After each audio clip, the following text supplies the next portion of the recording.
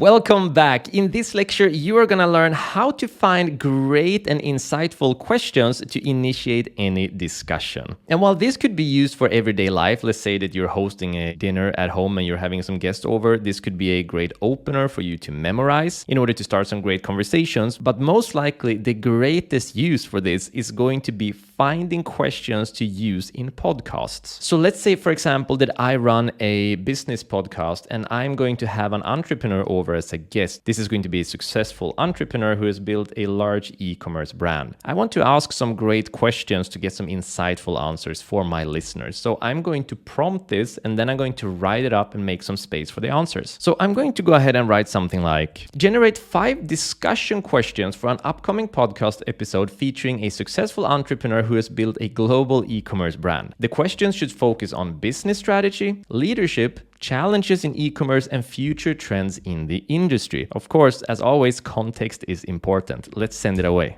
And here are the different questions. So all I'm going to do is move over to the right, copy them all, move over to a document. I like Google Docs. You can use Pages or Microsoft Office, Open Office, whatever you prefer to use. I'm going to paste them in. I'm going to do some basic formatting. I'm going to remove these stars. I'm going to make this bold. There we go. And for my own readability, I'm just going to select it all. I'm going to change it to Montserrat, size 12. And now I can format this a little bit better for myself. So first of all, we get the different topics, which is amazing. It's going to help us as a podcast host get that red thread through the entire podcast to know what topic are we on and what are we progressing towards. And it says, on business strategy, you've built a global e-commerce brand that has seen tremendous success. Can you walk us through your initial business strategy when you first started out? Great. I want to format this down to the next question. I removed that little thing. There we go. How did it evolve over time and what key strategic decisions did you think contributed most to your current success? I'm going to do the same on leadership because there seems to be 2 questions per